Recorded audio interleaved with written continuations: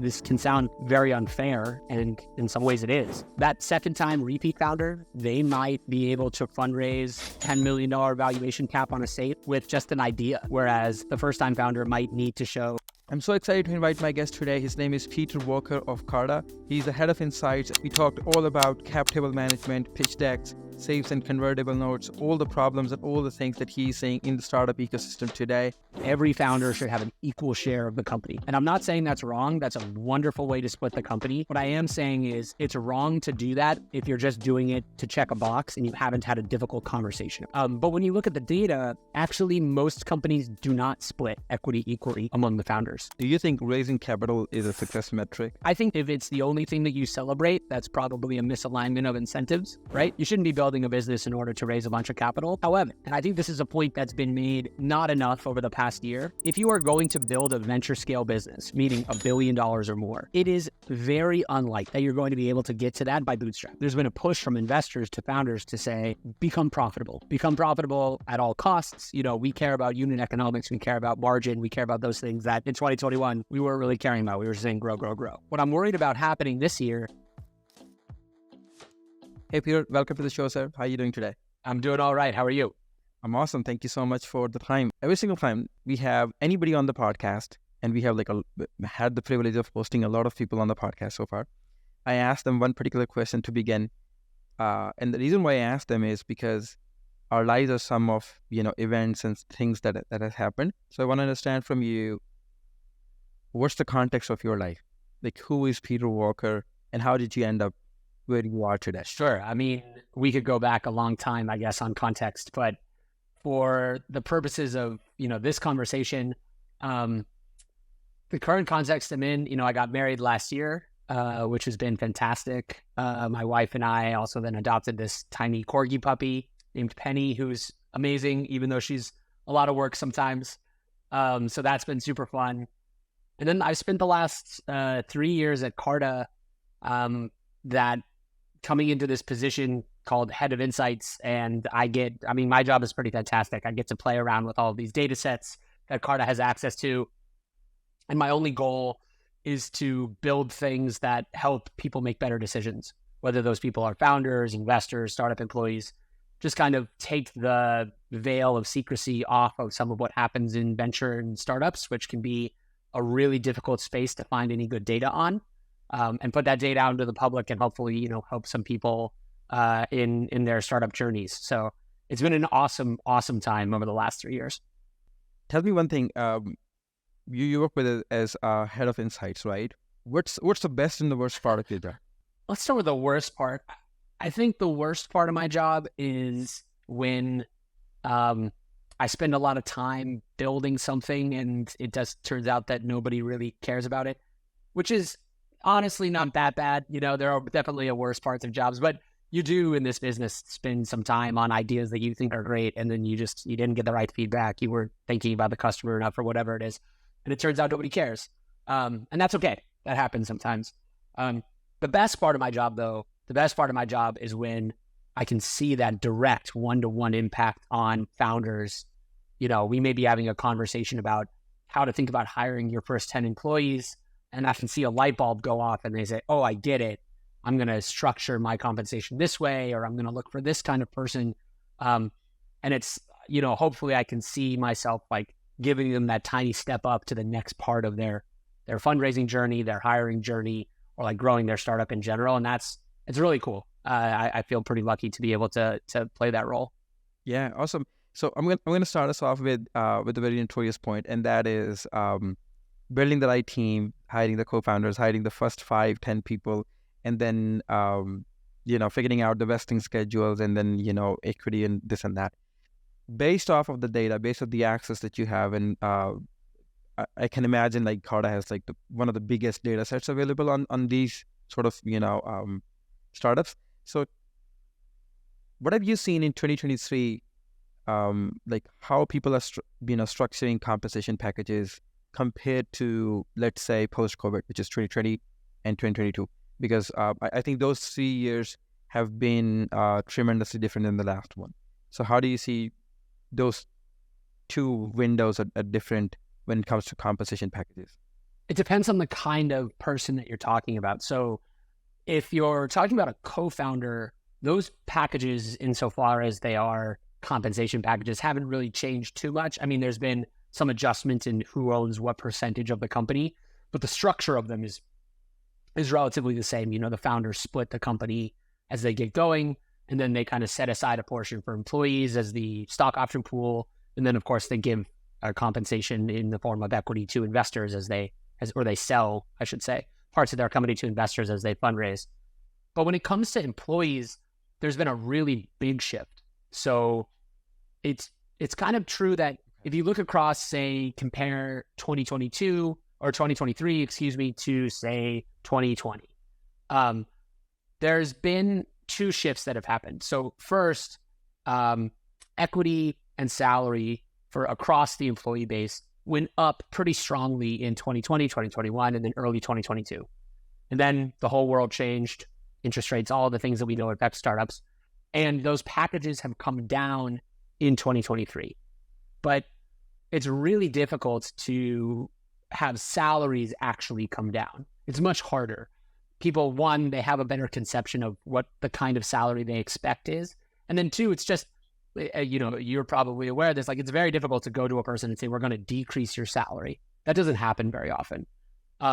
So what's happened is that salaries have stayed kind of flat, maybe 1% down on average, whereas equity packages have gotten much smaller. The average equity package for an employee on Carta is 25% smaller for an employee hired in 2023 than the same employee at the same position hired in, say, 2021. That's a big gap. And it's not just because the companies themselves are worth less. It's because you're literally getting fewer shares of the company for a given position. And it's, a lot of startup employees have difficulty even noticing this because they don't really understand how much of the company they should be expecting in the first place. So it's been a big shift in equity. And it kind of remains to be seen whether or not that's going to bounce back in 2024 or if it's going to remain sort of flat. It's definitely a hiring market as opposed to a candidate market. I agree with that. One thing that you mentioned is most of the employees do not have the idea like how much of a percentage of the company they should ask for. Like people just do not have any idea. I think it depends on like founder to founder. But I want to ask, like, in your opinion or in base of the data, what's the, best distribution of equity that you've seen among the first 5 hires? Like what usually people are willing to give, for example, 1% or 0.01%? It's a great question. First, take a step back. Most startups on Carta give equity to most of their employees. So that's why Carta exists, or why we started to exist in the first place, is cap table management. So exactly. There's a ton of equity being granted, not just to the first 10 employees, but across the board. But when you're talking about those first 5, those are really crucial hires for the co-founders to get right. Those are going to be the people that your first believers. They're going to be the people that are most instrumental in building your product and building your business and building your go-to-market, whatever it is. So across all of the employees hired in 2023, the median equity given to that first hire, which is the first person who's not a co-founder, was just about 1% of the company. That's, to take it a little bit more detailed, that 1% is a total grant for 4 years. So it follows the same standard 4-year equity grant that you see from big tech, which is a 4-year equity grant. It vests every month or every quarter, and there's a 1-year cliff, meaning it doesn't start vesting until the employee has been there for at least a year. So that's 1% of the company. There's a big range on that first hire, though. As you can imagine, this person you might be joining a company with really technical co-founders. So as the first hire, you are, a business person, and you might command a little bit less equity. Or the reverse, your co-founders are not technical and you are coming in to be the founding engineer and you command a little bit more equity. So the range on that is anywhere from, 0.5% to even up to 3% or so. It's quite wide. It depends on personal relationships, how well do you know this person, all sorts of stuff. And then you see the grants for hires 2, 3, 4, and 5. It falls off really quickly. Hire number 5 gets about 0.2%. of the company versus 1% for the first hire. So it goes down pretty quick. It's definitely true that for the risk that those early employees take on, they are not compensated quite as highly as a founder who gets 5, 10, 20, 30% of the company, depending on their co-founder agreement. So that's where we see equity falling at the moment. But again, the range is really wide, and you're going to find all sorts of values depending on the kind of company, the kind of founders, all those things. Okay. Yeah. Awesome.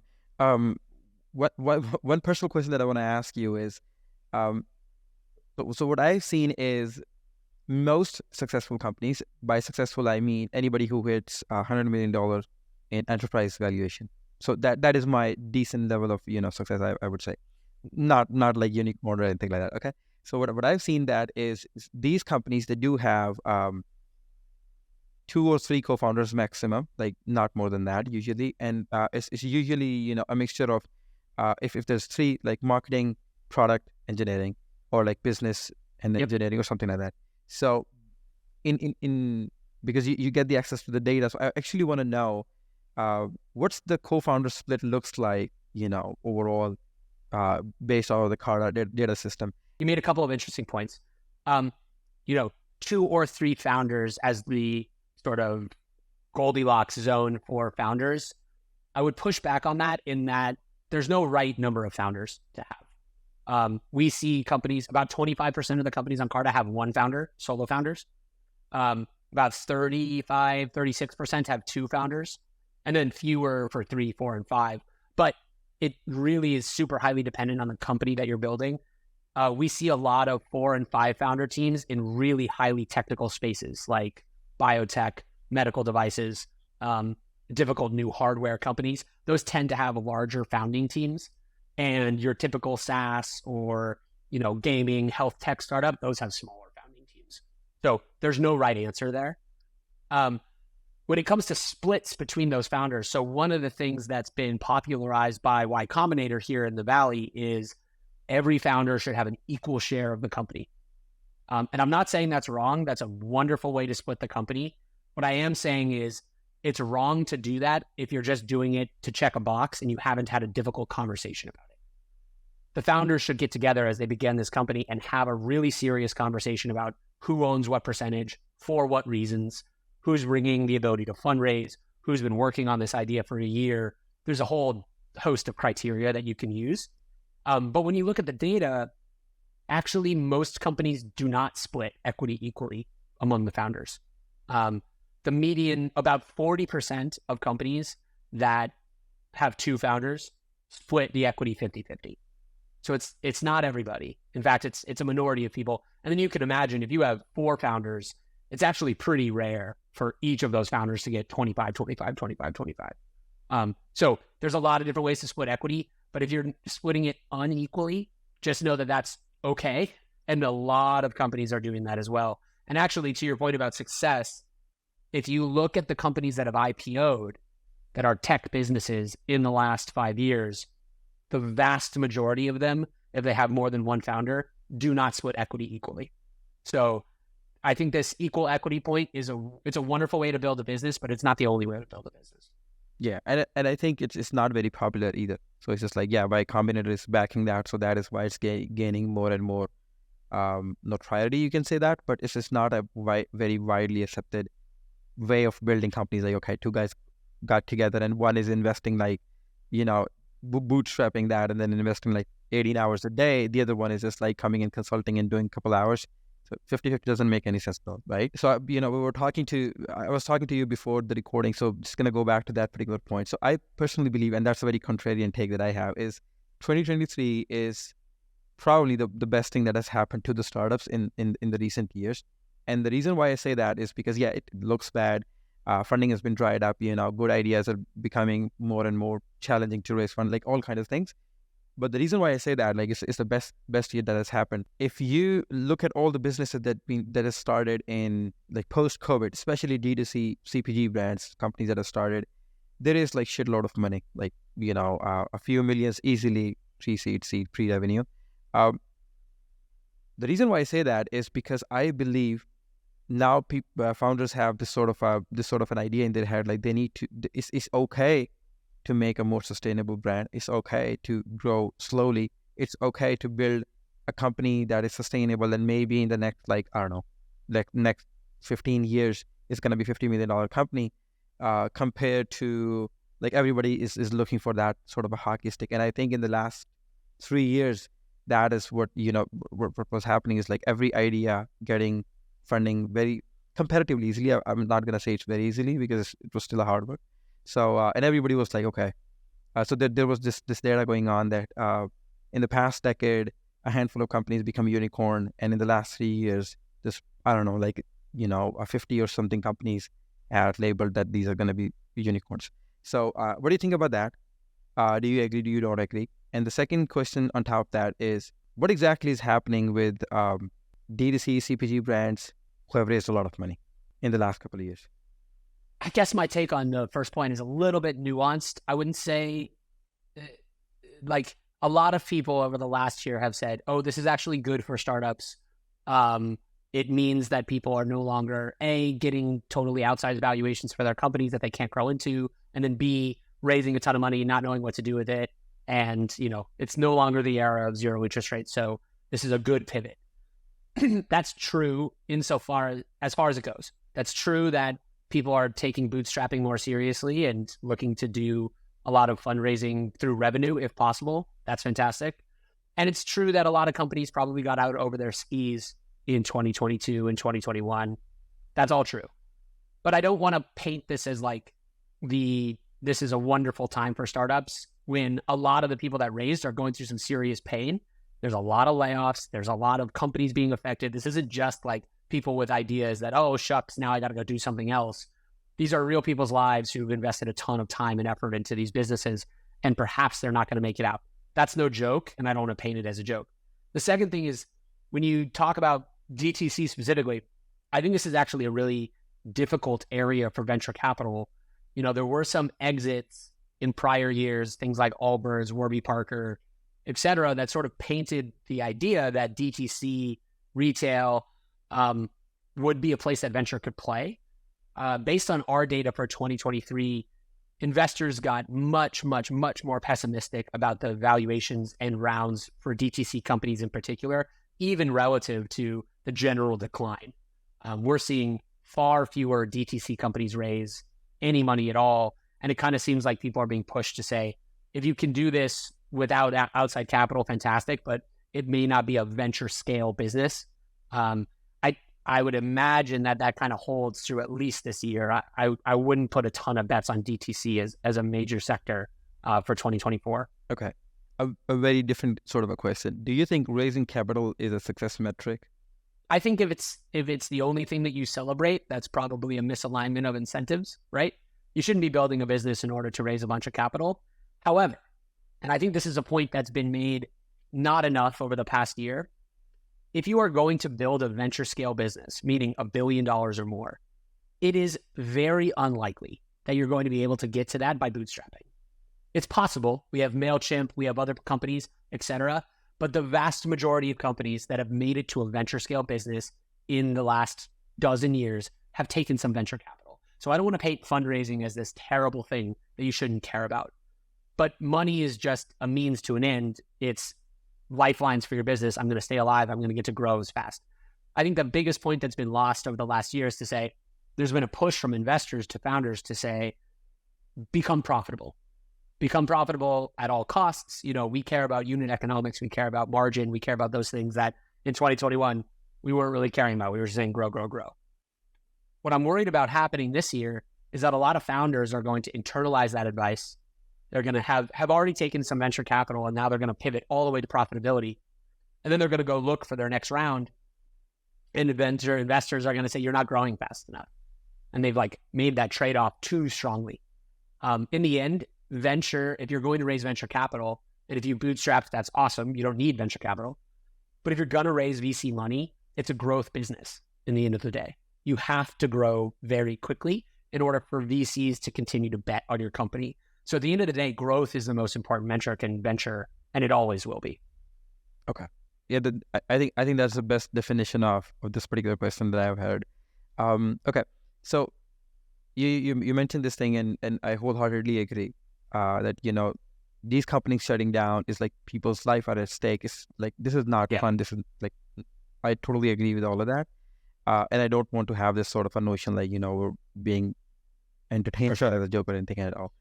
My question to you is, how like what's the percentage of the startups that has closed in 2023? So that is obviously you're gonna have the data, but the question that I have on top of that is, have you guys, based on the data, figured out or like narrowed it out to a few reasons? Like, okay, so these companies have raised because of like 1, 2, 3, 4 reasons. And the reason why I'm asking that is because 2024 is not going to be drastically different, honestly speaking. I don't expect that. So at least, what founders can do is like just keep this thing in mind. Like, okay, let's just plan proactively because these has been the key areas that a lot of people lacked focus, and which is why they ran out of the business. Yeah, I mean, on the first question in terms of a failure rate in startups, I can't really express it as a percentage for two reasons. One, there's a lot of companies are joining Carta every day, so our denominator in this case keeps growing. But more than that, it's sort of just like, do you measure it on a cohort basis and say, of the companies that raised the seed round? Because the truism that you hear a lot in startups is 9 out of 10 startups fail. It's actually probably higher than that if you go from the moment a company is incorporated. But sometimes people are saying 9 out of 10 companies that raise pre-seed money fail, or 9 out of 10 companies that raise a seed round fail, or whatever it is. And it should be getting smaller and smaller as you go up the fundraising rounds. Those fundraising rounds should be an indicator that you're going to survive in some cases. What I can say is that startups are shutting down at higher rates in the last year than they have in a long time. 761, I think, companies went bankrupt last year off of Carta. That's compares to 450 or so in 2022 and only 250 in 2021. So big jumps. But I think the more illustrative point is, if you just look at companies who already raised $10 million, which is a sizable amount of money, the number of companies that have raised 10 million that still went bankrupt last year was up by like 2x. So it's not just companies who haven't raised any money and were just ideas. To your second point, why are they shutting down? I think in the end, most of the companies are shutting down because they don't have enough cash. That's the proximate reason for a lot of these.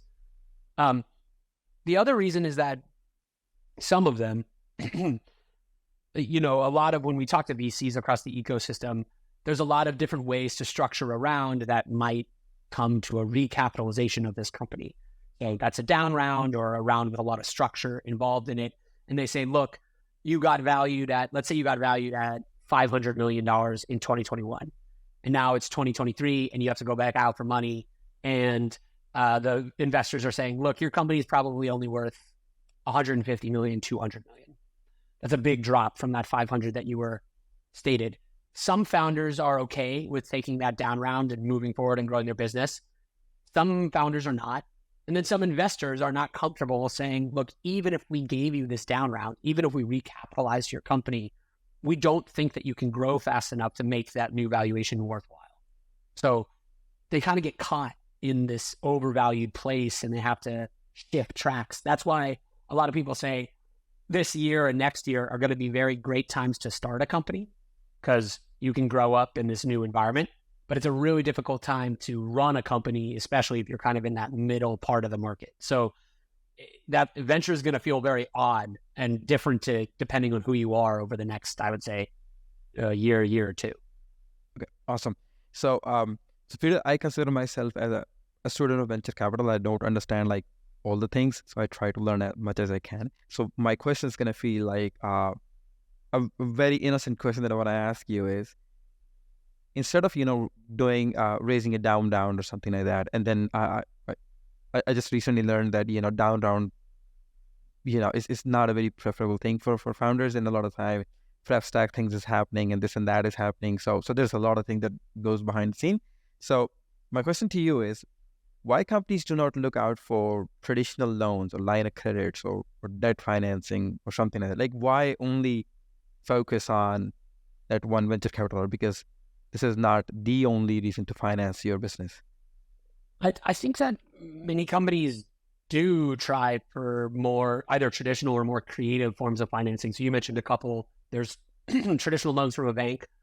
That's really difficult for startups. It's very difficult for a bank to bet on a company with a 90% failure rate. You're not going to get a lot of banks excited about that. So the main reason that you don't see a lot of traditional players in that space is because they don't think it's worth the risk. The second thing that you mentioned was venture debt. That is definitely an option. Candidly, it got kind of hit by the collapse of SVB and the banking sort of shenanigans that went on last year. The venture debt market was really only 3 or 4 major players for a lot of startups. So maybe that'll come back a little bit in 24, but it's not as much of an option these days. Then there's other kinds of creative financing. So crowdfunding is one. Reg CF, which is sort of a form of crowdfunding, is another. There's companies like, out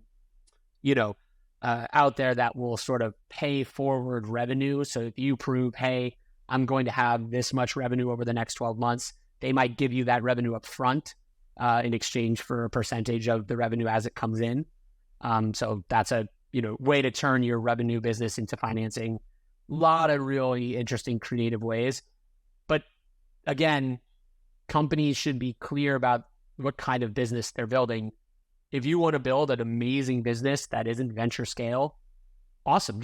Just don't take venture capital. But once you start taking venture capital, you're on the hamster wheel. And the investors that are invested into your company, sort of because of the way their fund economics work, they need you to get big, and they need you to get big really fast. So they're going to push you to grow. And if you don't want to be pushed to grow, if you think this business doesn't grow that way, that's fantastic. Then just try to get capital in the door that isn't from VCs. Yeah, I think at the end of the day, what you're trying to say is it's a choice. Like what type of business you want to build. If it's a lifestyle business, okay, fine, don't take venture capital. If you want to grow like crazy, if you want to hit that $1 billion in revenue or something like that. And it's kind of tough, to your point, like it can be tough for entrepreneurs to know at the very beginning, what kind of business am I building, right? Like it's not an easy decision because you might think, well, I don't know, I think this is a good idea. I think it could be a big business, but I'm not sure. But the structure of venture capital will push you to grow fast, really fast. So if you're not sure that you want to be on that treadmill all the time, then not taking venture might be the right path for you. Yeah.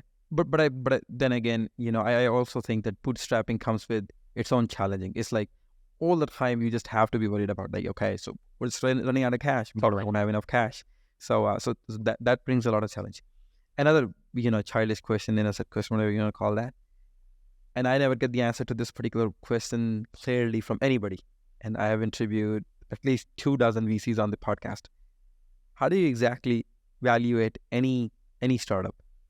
Especially the one that are pre-revenue, because there's like not a formula. Is to me it feels like a gut feeling. So I like Peter. So yeah, his idea is a couple of $1 million, right? So how do you do that? Like how do people do that? I think it's a great question, and if anyone tells you that there's a formula, they're lying. There isn't. It's definitely not true. When you're talking about a startup let's talk about pre-revenue startups. So these are pre-seed. They may have a product, but they don't have any customers yet. That's an incredibly difficult business to value. So what a lot of people do is that they fundraise on a simple agreement for future equity, which explicitly does not value the business. The reason that they're doing that is they're saying, look, we don't know how much this business is worth. You, the founder, don't know. We, the investors, don't know. Nobody knows. But we like your idea. We like you. We want to bet on it. So what we're going to do is we're going to give you some cash now. And then whenever your business gets big enough to raise a priced equity round, those investors will value your company, will put a valuation on your company, and we'll take that valuation. We agree upfront to take the valuation that they give you. Now, that seems really generous, right? Why would you take a valuation later down the line? And what they're doing is they'll put a valuation cap on that safe and say, if the valuation that those next round investors give you is higher than the cap that we received, we get more of your company. We get some extra shares because we believed in you first. I think it's a great structure. a lot of people think that valuation caps on safe are valuations. They definitely are not. Sometimes they are used and tossed around as valuations, but when it comes to that next round raise, if you raise a safe and you have a $10 million valuation cap, and then you end up raising a seed round from priced equity and it's a $20 million business, your safe investors will get 2 shares to every 1 share of that new investor. They will convert as though you were a $10 million business, not a $20 million one. They get more equity because they bet on you earlier. I think that's a great way to avoid this valuation question. No one knows what these early businesses are worth. A lot of it comes down to how much of the company does your investor need to own in order to make their fund economics work. And that has nothing to do with the company growth prospects. That's just, as an investor, this is how I need 20% or whatever the number is. So valuations, especially the very early stages, they're talked about as though they're, real tangible things, but they're not really tangible things. They're bets, just like anything else. Yeah. Do you think numbers like TAM, maybe having second time co-founder on the pitch deck or something like that helps in raising that valuation? It definitely does. Especially these days, I think people, in the retraction, in the sort of tough times of 2023, a lot of investors said, we're going to prioritize investing in people who've done this before. So repeat founders with exits, that kind of thing is always a way to get a higher valuation. They're also, this can sound very unfair, and in some ways it is, but the founder who's, built a startup before and had an exit, they don't have to show as much traction. They don't need as good of metrics when they go into those conversations with investors as the first time founder does. So that second time repeat founder, they might be able to fundraise at a $10 million valuation cap on a safe with just an idea, or a beginnings of a product. Whereas the first time founder might need to show product and customers and a wait list and all this other stuff. And it's just because the investor is betting on the person who's done it before. That can be unfair. It can also skew the demographics really poorly, but it's just a fact of life in venture that a lot of them will bet on repeat founders much more quickly than new ones. Yeah. So I'm quoting Carta's data here. 50% of the seed round not happening now is happening through safes and not priced equity. What I want to ask you is, why is that a good thing and why is not a good thing? It's a good thing because, the difference between a safe and a priced equity round, a safe is this 2-page document really with very few clauses that a founder and an investor can read through. You still probably want a lawyer to take a look at it, but regardless, you can do it through Carta, you can do it through a lot of different platforms. And so it just speeds up the amount of, or it lowers the amount of time you spend fundraising, and you can spend that time building your business if you're a founder. That's the good part. Way less legal cost, way more time spent building your business, much easier to sign and agree to. Speed and time to value, much higher with a safe. The difficult part, the cons of a safe, is that it kind of pushes those tricky conversations down the line. You say, look, we're not going to decide on an exact valuation. We're not going to decide on exact pro rata or all these different terms that venture deals take. We're just going to get the money in the door. We're going to build with it. What can happen, what we've seen happen as safes have gotten much more popular, is sometimes founders don't really understand how much of their company they've already sold. And then they get to that first price round and they look at how much they own and they say, wait, I thought I owned 45% of my company and I own 40% or 35%. That's not enough. So I made a mistake in giving out so much of my company early on through all these different safes. So it's just the con side is not being able to understand the dilution up front. Whereas if you're in a price round, you got lawyers on both sides. It's very clear who owns what. It's more expensive and it takes longer for sure, but at least you're very clear on who owns what percentage of the business. Okay, another dumb question. Can you raise a safe on a safe on top of a safe. Can you do that? Or does You can. okay? And people do Then that. how does that work? Like, what's the economic? Yeah. So each of those safes will convert at the terms under which they were signed. So if we want to do this as an example, say you are building a company and you're raising from friends and family, and you say, look, we're going to set the valuation cap of this safe at $3 million, and I'm going to raise, I don't know, $50,000 or $100,000 just to get started. Okay, you do that, you get some investors on your cap table, you sign those safes, it's all good. You build for 6, 9, 12 months, something like that. You say, okay, we're in different places of business now, but I don't really want to do a price round yet. So what I'm going to do is I'm going to go back out to the angels or maybe even bigger funds that invest on safes. And I'm going to say, we're going to fundraise now at a $10 million valuation cap. So the jump is from 3 to 10. But again, no one has converted. There's no priced equity yet. You can do that. You raise some more capital. Maybe you raise like, I don't know, $500,000 now. And then a year after that, so this is 2 years into the business or something, you look and you raise your first price round. We'll call it a seed round. And that is for a valuation of the median valuation right now is like 13 million for a seed round. So you've gone from 3 to 10 to 13. The first two are valuation caps. The last one is an actual valuation. So your $3 million investors, the ones who believed in you earliest, they're going to convert at very high values to that 13 million. You know, they're going to get 4 shares to every one of that price round investor. The $10 million investors are going to get like 1.2 shares to every one of the new investor. And the new investor gets 1 share. And then you are left with whatever you're left with.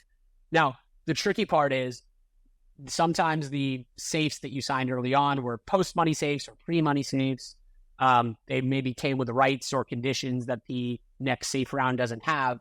So modeling this all out in Excel, unless you're good at Excel, it's going to be pretty difficult. You can actually use Carta for free to do this, and you can make sure that you're keeping track of how much you've given out. But it's possible that from all of that fundraising, you own, you started out as the founder with 100% of your company. Maybe by the end of it, you own 80%, or maybe you own 85%. The difference of 5% there is actually really big. That's a lot of your company that you may have already given away. So it's just important that founders don't just use safes and think it's free money. You're giving up parts of your company, and you got to be concerned or at least conscious of how much that is. Yeah, totally agree. So, you mentioned one thing, which is the median seed round valuation is 13 million these days. So can you just, give us some high level, especially for pre-seed, seed, and Series A? Like, a couple of years ago, Series A was like, I think 20 million or something like that. Pre-seed was like, I don't know, 5 million or something like that. So can you just give us comparison, like how 2 years ago, maybe a year ago looked like compared to what 2023 had? Yeah. So that would be a very nice data to have, I think. When we're talking about pre-seed on Carta, that exclusively means either safes or convertible notes. Difference there being a safe is the instrument we've been talking about for a little while, and a convertible note is a safe in everything, but it also comes with an interest rate. So it is actually debt. That is a more sort of old school conservative way to fundraise and pre-seed. The safe is the new shiny thing. Depending on the investor, they prefer one or the other. So medians for safes and convertible notes right now for pre-seed companies. So this is the tricky part, because some people consider any fundraising before a priced round to be pre-seed. And some people say, if you're raising $1 million or more, that's actually a seed round. You're just doing it on a safe. And nobody agrees on the definitions, and it's all over the place. So it can be pretty confusing. Yeah, that was one of the questions I was going to ask. Like, what's a seed? Like, how do you define that? Okay. Oh man, some people do by traction. Some people do by how much is raised. You'll get 100 different answers from 100 different people. Yeah. If you just focus a little bit on, I like to default it to quantitative value. So we just talk about how much money you're raising. If you're raising $1 million or less, I consider that a pre-seed round. If you're raising $1 million or more, I consider that a seed round. That's a simple definition. Other people will disagree with me. So for those companies raising a pre-seed, so $1 million or less, the median raise was something like $600,000 or so. between $450,000 and $600,000 for those companies. And the median valuation cap on those was about 10 million. Now you could raise an angel round or a friends and family that like very, very early money in the door. And there the valuation caps are more like $3 to $4 million. So it kind of rises up as you scale. We go to seed rounds. This is a little bit easier, more concrete. We just talked about priced seed rounds. The median, as you mentioned, for the US in Q4 was just a little bit under 14 million. For that's the valuation. And those companies raise about $3 million in cash. So if you add that up, that's $17 million post-money valuation. That compares, that's like a really healthy valuation. That's almost as high as it's ever been. It's seed rounds are like pretty expensive right now, even though there's not as many of them happening. And then when you get later into venture, it gets a lot trickier. So Series A, the median Series A on Carta is about $40 to $42 million for last year. That's the valuation. That's pre-money. And then the companies raise about between $9 and $10 million. So you round that up, $50 million essentially is a post-money valuation for a Series A. Fewer of those happening though. And then if you get into B, C, and D, now those are, seed and Series A, those valuations are still very robust. That'd be a good valuation even in 2020 or 2021. C, B, C, D, the valuations have come down way more. I think the peak valuation for a Series B on Carta was in 2021 and it was like $150 million. And now it's down to 90 to 100. In Series C, it used to be 400 million almost in 2021 when everyone was going crazy. And now it's down to 200 million. So big haircuts for those later stage rounds. Okay, awesome. So thank you so much for sharing all these insights, Peter. So what we do is we have a decent big of an audience. It's a new year, so we're very excited to share that. We crossed almost 25,000 people, great. the platforms. We just like recently become top 15 podcast in the US in entrepreneurship. So we're topping the charts and all of that stuff. So what we do is, and I think you have seen that. So what we do is before anybody comes out of the podcast, we just float out this questionnaire in the newsletter, on LinkedIn, everywhere else. Like, hey, Peter is coming tomorrow. Give us all the fancy questions that you want to ask. So there's all kinds of questions. But we have managed to hopefully we have managed to pick the good ones, the one that you will enjoy answering. Okay. So just gonna read them to you and then please share your opinion on that. So the first one, given its high growth potential, what is wrong with most frequently raised concerns about investment into SaaS startups? I mean, there's a lot of concerns. Actually, you know what? I maybe push back on this question. I think most investors are very familiar with and kind of, fans of the SaaS model these days. It's basically the standard way to build software companies. Makes a ton of sense. You get recurring revenue. It's a very predictable revenue model. So at the beginning of the year, hey, if we keep this percentage of customers, that already starts us off with this much revenue, and you can add on for following years, et cetera. It also allows you to expand that recurring revenue called NDR, so that you are actually making more than $1 for each dollar that you took in from current customers. Maybe you sell them new products, maybe they grow with you, all those kind of wonderful things about SaaS. What's changed is that the public market is valuing SaaS companies, when you look on a forward basis from their revenues today, at a much lower multiple than they used to. So it's not that investors have given up on SaaS. It's just that, whereas in the boom times, you might have gotten a 20, 40x valuation multiple for your revenue, now you're getting a 6 to 8x revenue multiple. And that's, if Snowflake or big public companies are only getting that multiple, it's likely that each individual startup is not going to hit the valuation of a Snowflake or the growth potential of a Snowflake. So it makes sense that the valuations have sort of come down there. So there's a question that that is further down the list, but when I ask you, because you're talking about the same thing. So what's your what does the data say about B2B versus B2C SaaS companies? B2B SaaS is sort of standard enterprise SaaS, I think, is getting a little bit more attention now than B2C, although both are still valid ways to build a business. Consumer in general got hit a little bit harder than other industries that we track. If I look at the difference, say, in the amount of capital invested into each of these industries, consumer was below B2B SaaS, but not by much. They both fell by 50 to 60% this year. The place that actually got hit hardest is fintech. Some of that was also probably, Web3 and crypto companies, but fintech got hit really hard in 2023. Whereas some places that did relatively better, you're talking about places like biotech, hardware, AI companies did pretty well in 2023, as everybody knows. So B2B or B2C, both totally valid ways to build a business. There's just different kinds of investors that prefer one or the other. I think there are probably fewer consumer investors than there are enterprise SaaS investors. So that kind of shrinks the total pool a little bit. Yeah. One question that I personally want to ask you now, because you mentioned crypto, Web3, all of that. So I think a couple of years ago, or I think early 2021, 2022, that time frame was the hype season for metaverse, Web3, crypto, blockchain, you can call that.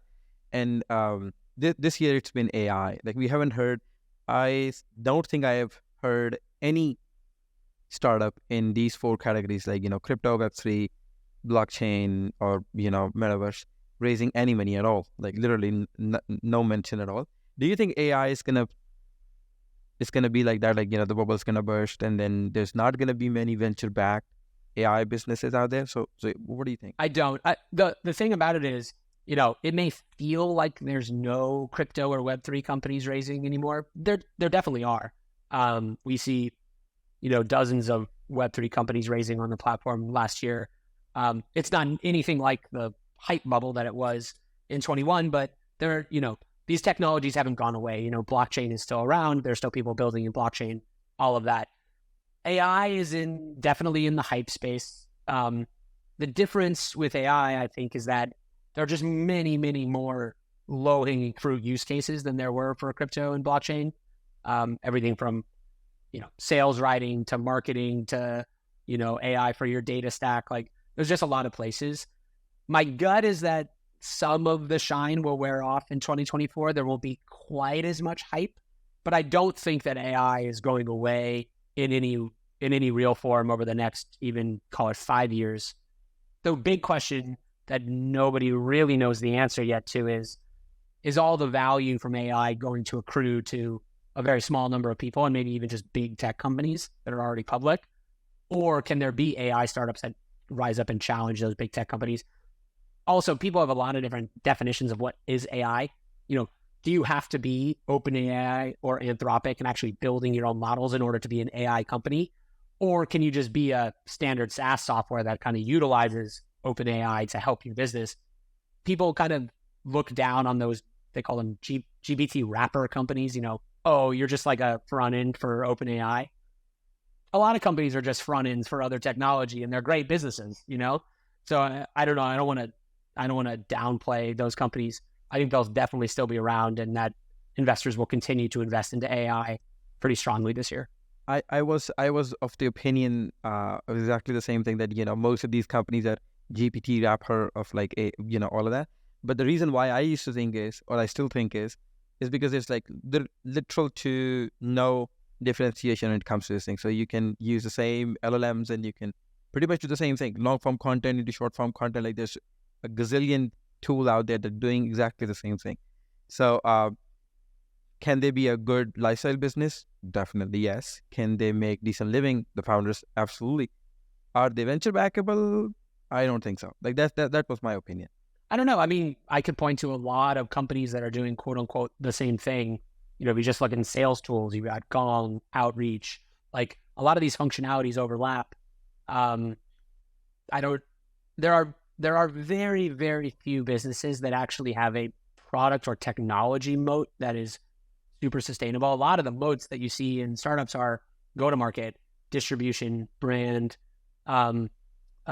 big customer base to begin with. Like, those moats are sustainable. And if you have a advantage at the beginning and can build faster, even if you're building on someone else's tech, remains to be seen. I don't think that wrapper companies are a lot of them will go away, but a lot of startups always go away. I don't think it's necessarily because they're built on top of OpenAI.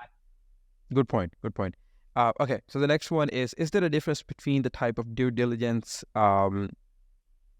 used, like the type of due diligence used when evaluating SaaS companies versus non-software investors? Definitely. Or the DDC look the same? No, there's definitely different kinds of due diligence. If you'd be interested, I'm not an investor, so I don't want to speak too deeply on this, but they're looking at different kinds of metrics. The difference between recurring and non-recurring revenue is a very big difference. It's why, if you take a marketplace, for instance, they might be valued on different kinds of revenue metrics than your standard SaaS company, which is how many subscribers, how much, what's the average contract for each of those people, et cetera. So definitely some more due diligence. Due diligence is kind of back in vogue. A lot more due diligence happening this year than happened in the past couple of years. So definitely something that's also, candidly, to get back to an earlier question, the due diligence is not as often performed deeply during a safe round as it is during a priced equity round.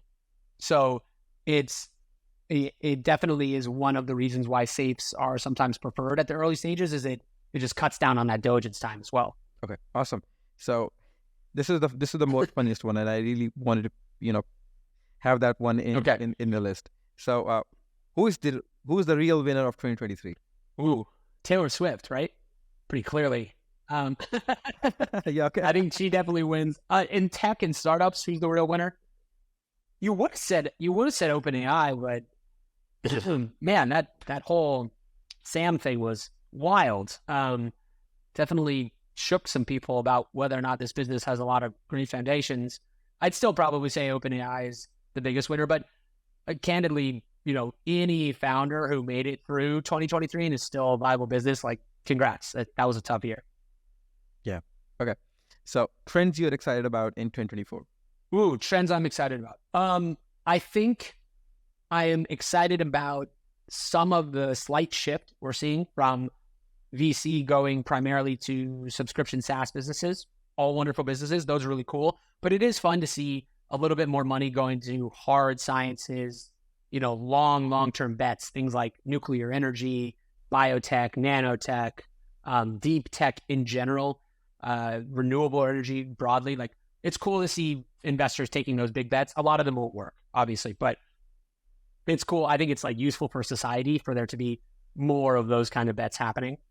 The other trend that I'm really interested in is I think that companies that are started maybe in the last 6 months or right now, they're growing up in an environment where there's a lot of capital available. There's still a lot of dry powder out there, and it probably will get deployed over the next 2 to 3 years.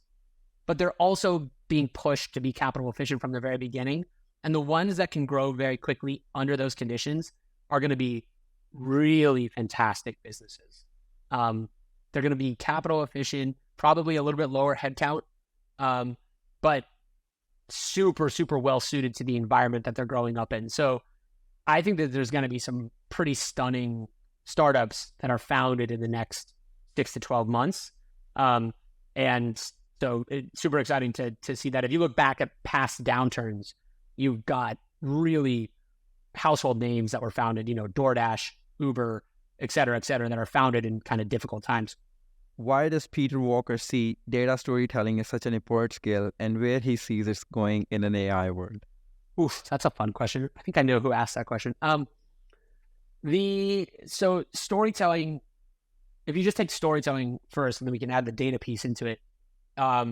Storytelling is just the most human, natural of skills. You have to be able to storytell. You have to be able to bring, if it's an investor you're trying to convince or a new hire or whoever you are, storytelling is the foundation of how you'll persuade people to join you in the mission that you're building. The advantage that I have at Carta and the sort of work that I've been doing on the marketing side is I get to storytell with data evidence. So a lot of that is data viz or graphics, but it's not just quote unquote my opinion. I'm using data to inform and educate the broader startup ecosystem. And then hopefully they believe in the story that we're building at Carta as well. So it's been an awesome marriage of those two things. I have seen on the AI front, there's a lot of cool AI companies who are building things like natural language to SQL. So you write a question in English and it returns you an answer as though you wrote that question in SQL. Also some cool charts and graphs that you can build, again, just with natural language. As that gets better and better, I'm excited to see more people build with data, even if they don't have data skills to begin with. So just democratizing the number of people that can build cool charts and graphs. I'm a huge nerd for charts and graphs, so I'm excited about that. Yeah. What tool do you use to create these amazing visualizations? Personally, what I'm because there's a lot of cool charts that you Yeah, the tech stack right now is writing SQL to take stuff out of databases. I do most of my visualization in Tableau, and love Tableau. I have for a long time. A lot of other cool programs popping up. Flourish is one of them. Data Wrapper is one of them if you don't have the cash for a Tableau license. And then actually, I think the part that's a little different for me is I then take that data viz graphic and I put it into Figma, the design tool. And the reason I do that is because in Figma, I can really easily add all these annotations or titles or like arrows pointing you to the part of the chart that matters most. It's much easier to put the sort of structure around the data. And so you combine that data viz program with the design program and you can build a really cool stuff. Okay. Awesome. So the last one on the list is, what are the cap table red flags? Cap table red flags. There's some easy ones right off the start. If a cap table has a ton of non-full-time people owning a lot of the company. So by that, I mean advisors. This might be like a university grant that got you going. Investors are going to look at that and say, wow, you've already given 10% of your company to people who are not full-time employees. Like, too much. There's not going to be enough of your company left to invest in later on. So debt equity, 1. 2, and this happens more than you think. If a co-founder leaves and that co-founder wasn't on an investing schedule, they just take their equity with them. You got to go to court or figure it out to get that equity back. That is the biggest part of debt equity. So the number one takeaway from this part of the section is always, always, always have a vesting schedule on every single person outside of investors that joins your company. Advisors, co-founders, employees, consultants, everyone should have a vesting schedule. So those are two big red flags for cap tables. The other, one that we've already spoken about a little bit is if the founder is kind of unaware of how much of their company they've already sold through safes or other convertibles, that can be tricky for investors. It means that they're not really clued in to how the structure of their business is going. So those are a couple of maybe 3 things to watch out for. Right. Awesome. So, Peter, we do have one small ritual on the podcast. So what we do is we ask all our guests a question for our next guest without telling who the next guest is going to be. So I got a question for you, and obviously going to take a question from you for our next guest, after the recording. So the question that the last guest left for you is, what recent piece of social media / article or any content that has changed your opinion on anything? What is that one thing? Oof, good question. Okay, so there was this piece. I follow Elena Verna, who's a big sort of proponent on LinkedIn and other places of both 2 things. So 1, product-led growth, which is a really cool movement within startups. And then 2, just kind of, she worked at Dropbox. She's like a ton of places. She's fantastic. And she wrote this, she's been writing these pieces. There's been a couple of them just kind of extolling the virtues of fractional leadership work, fractional CFOs, fractional growth leaders, etc.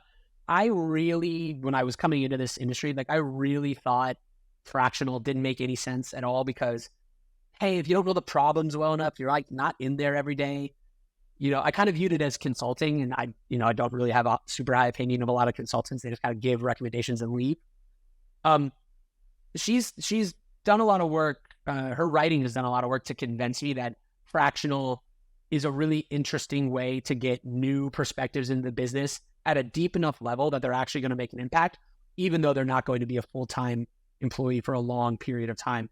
So I sort of changed my mind about the utility of fractional leadership at startups, I think, it may even be something that I want to try in the future. So that's one thing that I've changed my mind about. Awesome. Yeah, that's a good one. Thank you so much, Peter, for the time, sir. I appreciate it. Thank you so much for sharing and educating us all about venture capital, all about the data, and all insights being data backed. So there's nice fun to it. So thank you so much for that. I appreciate it, and enjoy the day, sir. Absolutely. I had a great time. Thanks for having me. This is it from today's episode. I hope you enjoyed it. Thank you so much for watching and listening. All the resources and links that we have talked about, they're all in the description or in the show notes, depending upon which platform you're on. If you're listening on Apple Podcasts, please give us a review.